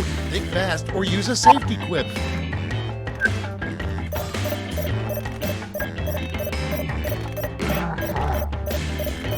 Phantom! Hurry up, Phantom! Very loud on the stream, but I turned. It's okay. I missed the second one. Cool, Dang it. let's see I was what's very what. loud on the stream. Starting us off, Don't worry about best it. line to say while crying a single tear. Okay, use your device to pick your favorite.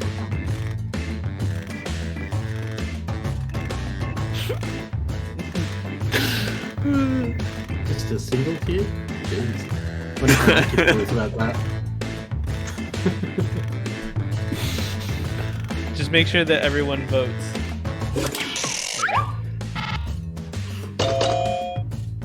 Damn. Nice. Yeah, I can't hear the thing on Thanks, the Phantom. on the Discord. That's fine. Moving on. Kind of had it had a bit of thing to a. say after farting in church. Oh no. Ready, set, Wow. vote.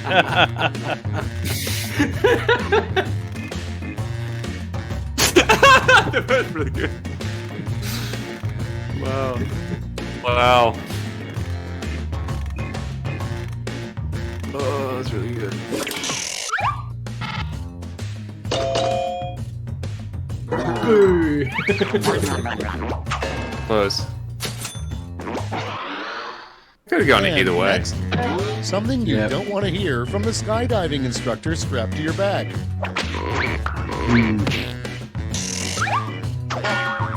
Wake up, Keymaker. Oh, yeah, I got no answer for that one. Next on the list, the worst thing to say while being tortured. That was awful. I'm sorry. Vote away. Ooh. Did this to your sister last night? Wow.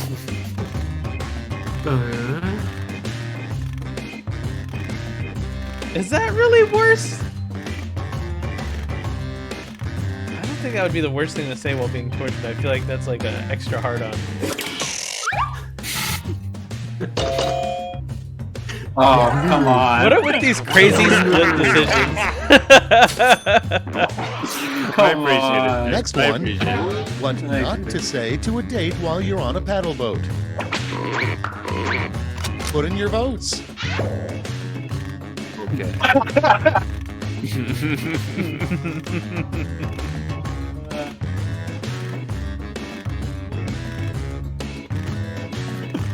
Yeah, that would be. That's not a thing to say ever.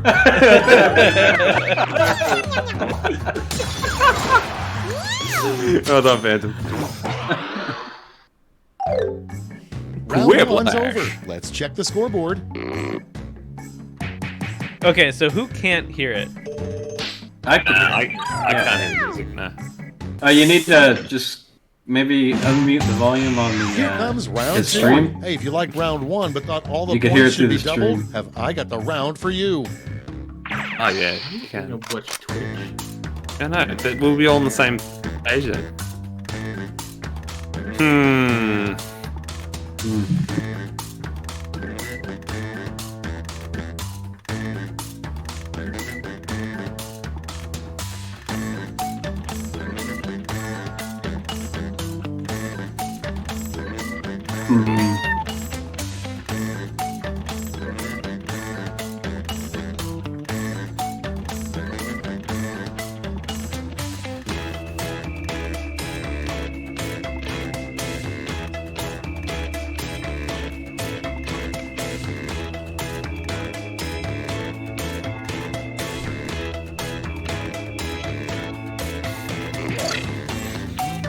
Why is it so hard?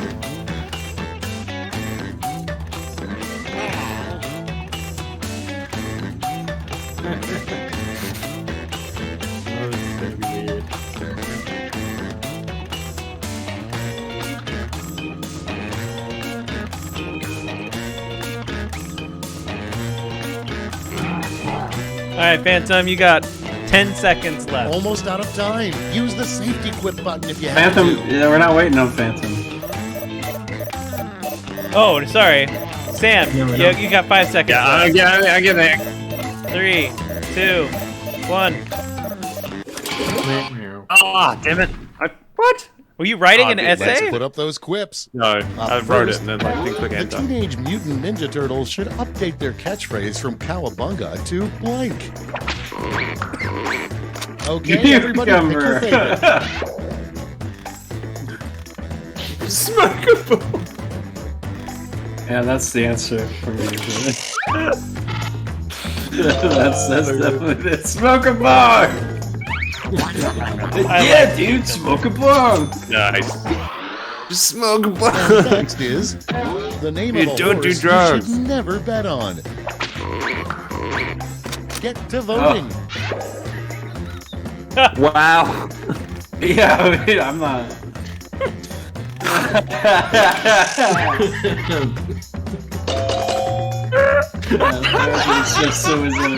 There are some crazy ass fucking horse names.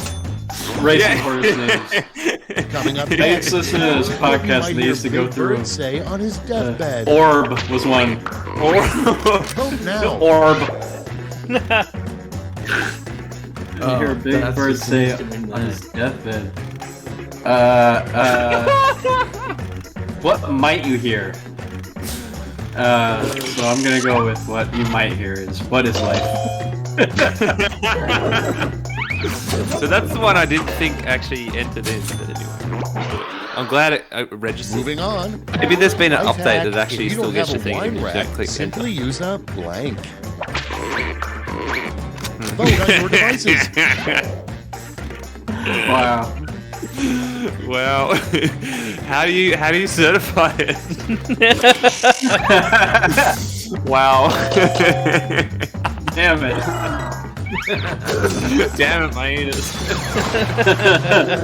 Yeah, just use my butthole. At your expense. Your next dude. thought Yeah, is yeah, exactly. something every American would support is a national blank pipeline. Okay, Oh vote. my god. What? I don't want to pick either of those. They're both Wow. Wow.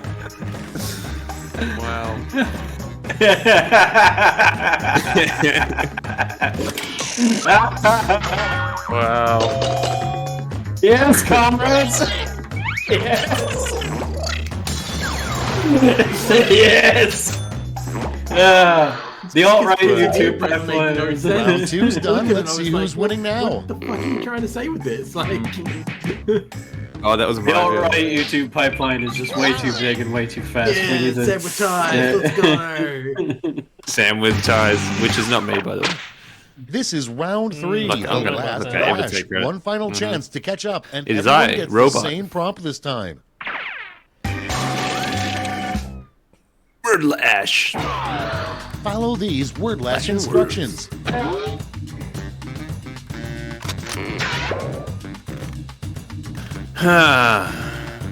Eat some pizza and smoke a bong. Sitcom with the... Huh?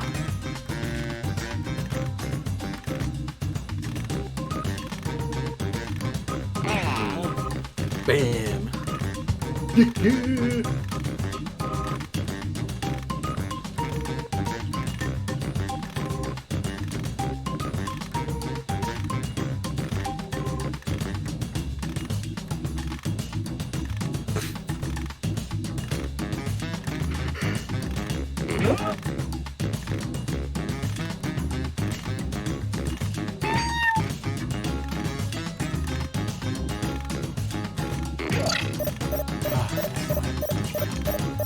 I'm burning my fucking breath. Mostly. Let's see what you've wrought. It's round three, so you've got 3 medals to award. A gold, a silver, and a bronze. Make your picks. Wow. Wow. I like that one.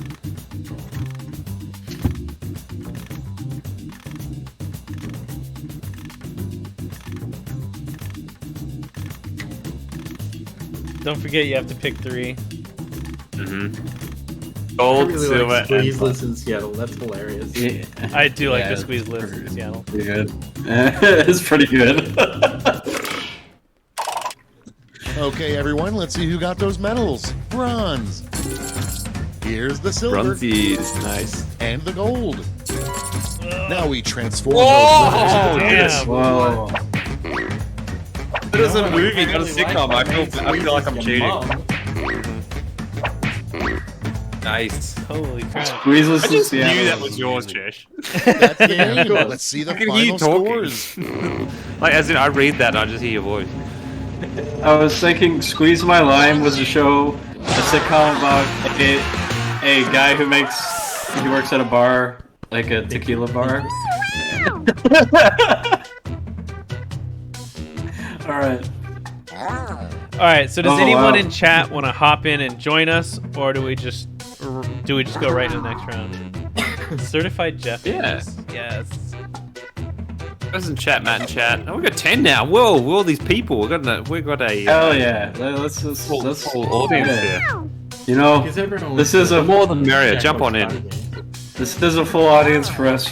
But I just Yeah. enjoy hanging out with you guys. I don't care if 0 people are watching, but I do exactly. appreciate every One single of one us of you per guys. week. Hell yeah. You know, I said it last, like, on the podcast a few times, but, like, last year, the first time, I'm like, shit, the internet's pretty good. like, look at us. Yeah. Like, the World Wide Web, we're conversing and, like, hanging out with So- our mates, you know, in the States. This is crazy. So let me build on more of the lore of my show. So it's about a guy who works at a tequila bar, but he has a I'd squeeze prosthetic. my lime. He has a prosthetic hand. So we get some disabled representation in there. And also, it's funny. Like there was that one show called what was it? Tending or something like that. It was like a wait. It wasn't waiting. It was a show about bartenders, but they did party down. Was that it? They did partying events, but It'd be Jesse works at this one tequila bar, and it would be the stories that the regulars tell him, and it goes into their lives, and you can see it from their perspective. That's my show idea. It's called Squeeze My Lime. That's actually kind of great. And then kind of in a twist of fate, like a bit like a 1 hour photo thing, he then kind of uses a lot of those real life intel, I'm anecdotes, Schmitty, and according whatever, to my guidance know counselor, key this details is about the their only life job and I'm steal their bank qualified details, for. that kind of stuff. Yeah. Or just stalk. I don't want to make this weird, but one of you is my secret crush. I like that. I'd totally Try not fund to that freak show. out. Let's get it. HBO. This is Hit me round up. one.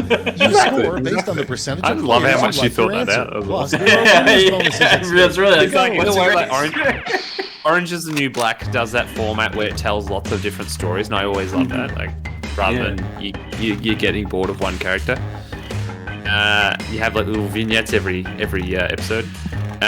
All right.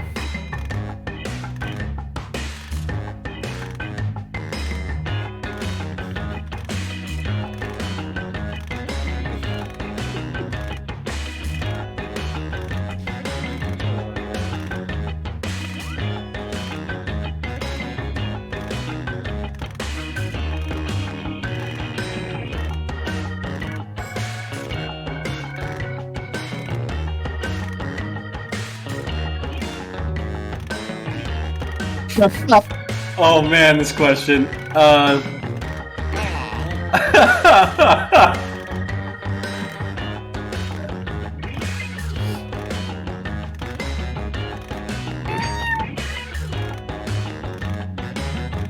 the Keymaker. Don't understand. References. Matrix 2, goddamn. The Keymaker? There's a whole fetch quest to go get the Keymaker. Hurry! Hit the safety quit button if you can't think of something.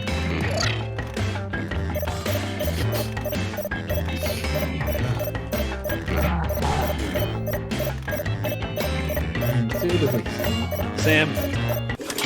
I'm getting there. Oh, what? Oh, I'm watching the different things. So I was like, oh, I've got Let's 10 see seconds what we're left. working No, with. I did not. Number one on the list. Sorry, I'm watching on the Switch. Sonic the Hedgehog Yeah, you would gotta watch trade the all one on of his the, gold Discord. rings for. Bet. Okay, select your favorite quip. That's pretty obvious one. This is like the Cards Against Humanity dilemma. Really smart one or really like dumb but awesome one? Yeah, I just want to point out neither of those answers are mine, okay? Just in case anyone thinks that some puss is mine. And yes, it's hilarious, that is not mine. Oh, I knew that. I was gonna get that response from Chesh. Wow! Sorry. You guys Jeff, I was clicking yours before it timed out. I just happened to I've got to get Full more right story of this player would definitely say blank. Oh. Time to vote.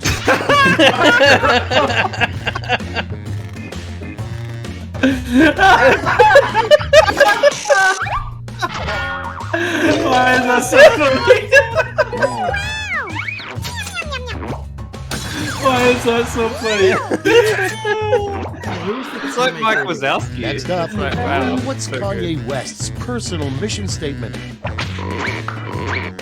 It's voting time.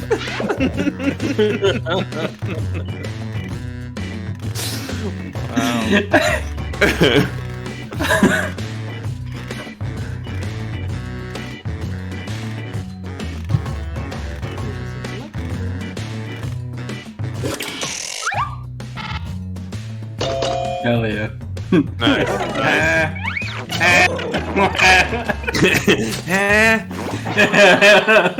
Next in line, what do raccoons digging in your garbage say about you?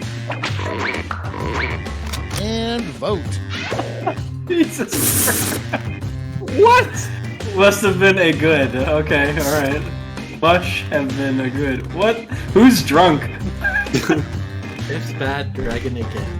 Must have been a good. What is that? What does that mean? Must have been a good. I was typing too fast. I'm Next sorry. on deck, the last thing you want to find How did I in get a that vote? bag. What? Easy. Wow. Oh, come on. Just Yeah. handing points out. I'm sorry. This is like That's exactly it for where I round want to be. I one. want to Let's be bring up the last scoreboard. and kind of just Stephen Bradbury it. Ooh, Phantom. Huh? Good. Now for round 2. Double the points and bonuses, double the excitement.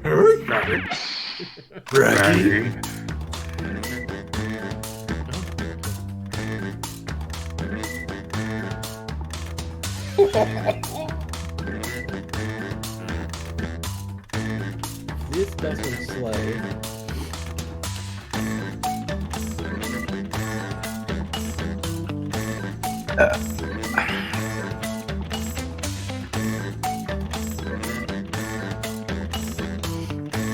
All right.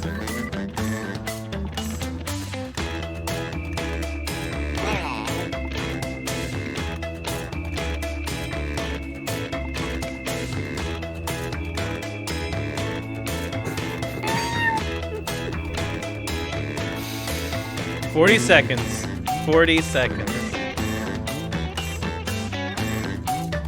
Oh, I fucked that one up.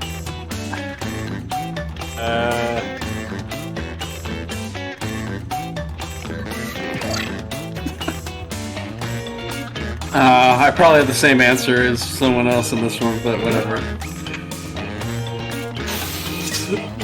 Perfect. Went with this. Hurry up. Use a safety quip if you can't think of anything.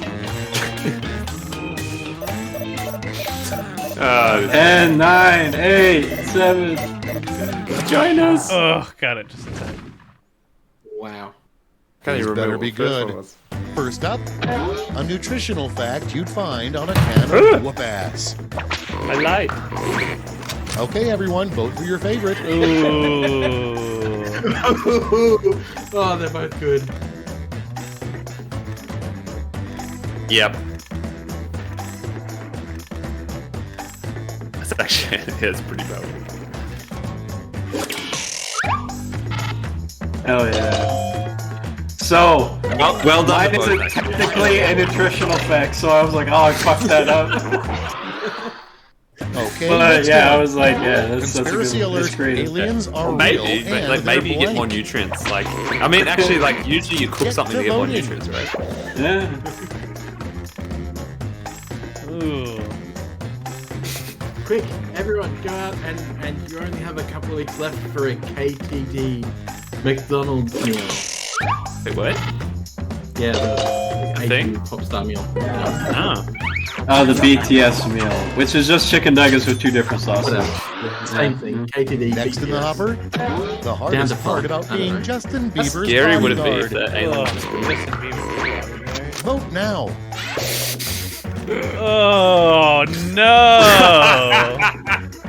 I want to choose my dick, but I'm sorry. I'm definitely not choosing it because it's Justin Bieber.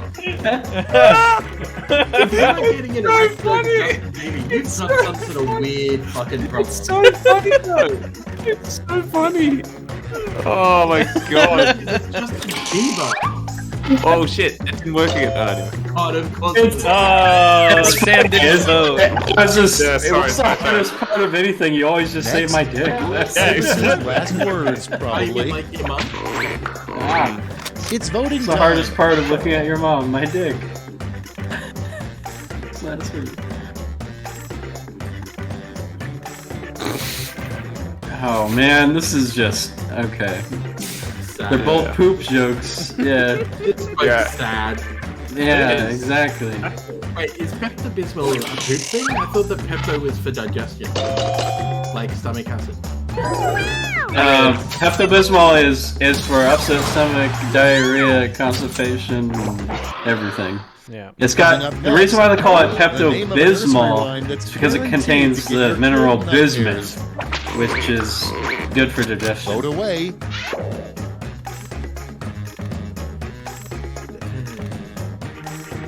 And I think this is getting worse. This is just...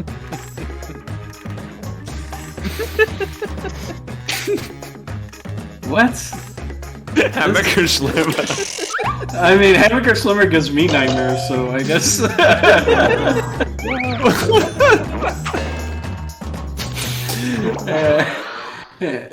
Just reading the Hamburger Slimmer catalog here. It's good. Oh, Phantom is destroying us. Yeah. This happened with the last one. I won the first one, and then I came dead last in the second one. Round 3, the last flash. Everybody's getting the same prompt, so don't hold back. Same prompt. Finish writing this comic. I like it. Oh no. The P jokes are coming in. Exactly.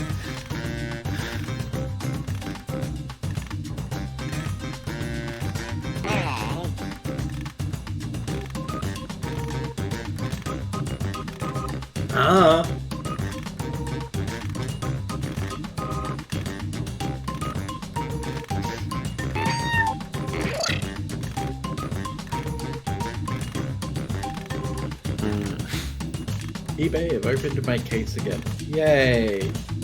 Yay. Get this. So apparently sending them a picture of the bubble mailer with the stamps on it, with the address on it, wasn't good enough for proof of postage, right? So they asked me to get the receipt that I bought the physical stamps on. All right, as brace proof yourselves. of postage. Let's give out some medals.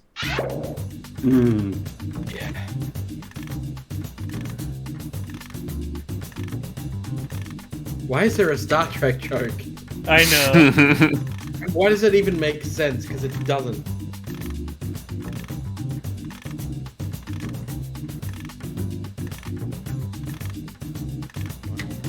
What is going on here? What is going on here? Yes, I guess so. You don't make sense, but you're better than the bonglet.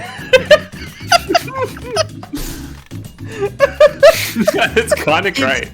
The flowers. You don't smoke flowers in a fucking bong. If Okay, you let's think bring that's out what those happens, medals. You need to Bronze. learn. Bring out the silver Why do you and learn? gold. Let's melt those medals down for points. Oh, Wow. Nice. Isn't that funny one That's where you it. see Let's it's take like a look at the all final gold? scores. It You didn't predicted that way this. because I was like, I don't know what I'm supposed to put here. Like, There's the weasel. damn. Good job. That wasn't a Star Trek joke. There was a. Chance. Never mind. Well Do you done, guys? man. Oh, wait, you guys. Yeah, you haven't. You guys don't have QAnon in Australia, do you? I mean, we do, but not really to the degree that you guys have it. Like at the moment, there's a whole big scandal. Hang on. So at the moment, there's a whole big scandal where our Prime Minister is good friends with some QAnon dickhead here in Australia, and that person has been fucking house sitting at Kirribilli House, which is like the Prime Minister's public residence.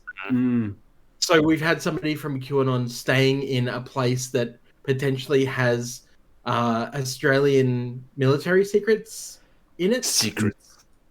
So that's been a big thing. Yeah. Wow. I'm done with Jackbox, Brandon. If you guys want to keep playing. I think this is a good time to stop. I just put this up. I was just gonna. But no, that's interesting. No, it's like a fucking cancer over here. I mean, like, it's just. We all saw what happened. Yes. But we can't talk about that. Yeah. Oh, you mean the coup attempt? You mean the coup attempt? You mean the fucking coup attempt on our government? Is that what you want to fucking call it? Because quite frankly, it was lackluster. What do you mean the sanctioned insurrection by one side? And okay, but anyway. No, I mean the one where Donald Trump called on his followers to attempt to overthrow the American government in a hilarious fashion that led to. That's exactly what I just said 2 times. I in 2 know, different ways. But I'm saying it the way that actually matters. Yeah. Let's put the blame where it should be. What do you mean? The coup attempt is literally what matters. It was a fucking coup attempt. And if they were in a different galaxy, if they would have just saying just QAnon is not enough. Saying QAnon on behalf of the ex-president because he was getting ousted is the way to say it. Yeah, well, the shift is totally on the two parties responsible. I'll say it. I'll say it however I want to say it. Yeah. And you guys keep this up, wheels. and the Twitch algorithm will start to pick up on us being that kind of channel too. Hey. Yeah, bring on Jeremy Hambly, you fuckers. Exactly. Hey, Phantom, thanks. We look to see for you. Hey, we look fuck that guy. Why would we want to talk to the Hamburglar? We don't want to talk to him. It's just the algorithm. So Brandon. Who's lined up for tomorrow on the old lexicon? On the stream. I'm gonna be there. I don't know. Yeah, Brandon. I should probably check it. Can you hear us, Brandon? Respond, Brandon. You said I don't know. I said I don't know. No. So no IRLs. Anyway. Yeah, I know. Well, Jeff's gonna be there. It's gonna be rad. While you were saying that, I was looking at our Saturday channel, and there's really nothing. We were talking about apparently Johnny Mnemonic in our Saturday sign-up stream. Well, yeah. The sign-up channel gets pretty wild. I love it. Hey, go listen in the video game channel to the song "Cave of the Word Wizard." Go listen to that. Oh, I saw that. Fucking amazing. That seemed familiar. Like, is that an ancient meme or something? No, it's just a really bizarre Commodore 64 game that was using text-to-speech technology, and it's very bizarre. Oh, wonderful. You play as a child in the cave of the word wizard, who is quote unquote a mischievous old man, and he just like appears in front of you and tells you to spell a word, and if you spell it incorrectly, he drains the lights of your batteries, and in the player's handbook it says, and if your batteries run out, you'll be cursed to walk in darkness forever. So this mischievous old man like just curses children to just wander in this spider and snake infested cave forever if you don't spell words correctly. Wow. I think mischievous is the understatement. Better learn to spell. Oh my god. Cave of the word wizard. That's some pretty primitive technology in a great way. It's just like it's actually using text the MIDI stuff to like do to do voices. It's incredible. Wow. All right. Terrifying. Actually terrifying. Anyway. It is actually terrifying. All right, are we going to wrap this up? Let's wrap it up. And wrap it up like a mummy. Wrap it up like a mummy. No, Mummy 3. 2. Well, Mummy 4. I wonder when they're going to make another Mummy movie. They're trying to milk that. Happened? Wait, didn't it? Mummy... Yeah, wait, did they? Yeah, they the made one a with the... Mummy 4. Yeah, and I didn't watch it because it seemed like it was going to be just, hey, let's just make another one. Oh, no, this one looks dark and gritty reboot. After Sergeant Nick and Corporal Chris call an airstrike on an enemy stronghold, they stumble upon the tomb of Princess Amanet. The princess is set free and Nick has to fight for her. No Brendan Fraser. Wait, what the hell? It's got Tom Cruise and Russell Crowe in it? I went to see The Mummy at a friend's birthday, and I got too scared, and I had to leave the theater. And that's not a reboot, Sam. Sorry. Oh, that's Mummy. That's Mummy. Just the Mummy 2017. Yeah. Sorry, Jeff. I was a big scaredy cat as a kid. I got so scared I cried during Child's Play when I watched that. It was really. I think it was Child's Play 2. The one where the Chucky gets remade in the factory by that guy's blood, and like the plastic starts like reforming him, and I got so scared I cried, and then during the Mummy I had to walk out. Then we ended up watching Pink Panther, I think, which was pretty good. Nice palate cleanser. Yeah, you need a palate cleanser. I like comedy. Then now as an adult, I'm just like the biggest horror fan of all time. I do love me horror movies. Speaking of, there's a good A24 one, isn't there? What was the? I saw it. The Color Out of Space. Maybe I'll need to look it up. But yeah, I mean, think about what you want to watch for the week, of course, Jeff, and tell us, and we will watch it and we'll talk about it. And be okay, all right, and I'll make sure that everybody knows to watch that movie, and then we can watch Tank Girl. And It is not going to be Tank Girl. It's not going to be Tank Girl. Please, I will watch Tank Girl if it's the movie of the week, but my movie is not going to be Tank Girl. I'll tell you that. Awesome. Do we need to sign off or anything, or you cool to just pull the plug and just boot us out of the Matrix? Whichever way works best for you. Just pull us out of the Matrix. Like we're avoiding getting someone That'll pregnant. kill us. That'll kill us, Chesh. You got to go find a phone first. Not like this. Not like this. Not like this. Not like this. All right. Well, why don't That's actually really sad. why don't we do that? Let's just remind everyone who we are, where we're from, and as long as you love me. We always love Hey, you. I'm Chesh, and you better love me more than Brandon, because Brandon's a backstabber. Go for it. My name is Brandon, and I'm a backstabber. Now that was a twist I was not expecting. And I am a host at MTG Lexicon. Come check us out tomorrow. We'll have people, stuff, and things. Watch me eat Jeff's entire whole. Oh, okay. Say that, Brandon. Hey. I talked to you at some point about doing a run through with Thief Dragon's Treasure on stream. Yeah. Yeah. It's funny you should talk about eating holes, specifically Jeff's hole. Yeah, so Does yeah, it I'm taste Jeff. like donuts? Hopefully. I mean, it either does or it doesn't. You should know, right? It's your hole. I mean, I don't know. I've never tasted my Your own. hole? I've not tasted my whole. Is it like a drug dealer where you just like you don't? Yeah, I don't get my own supply exactly. Never get half your own supply, motherfucker.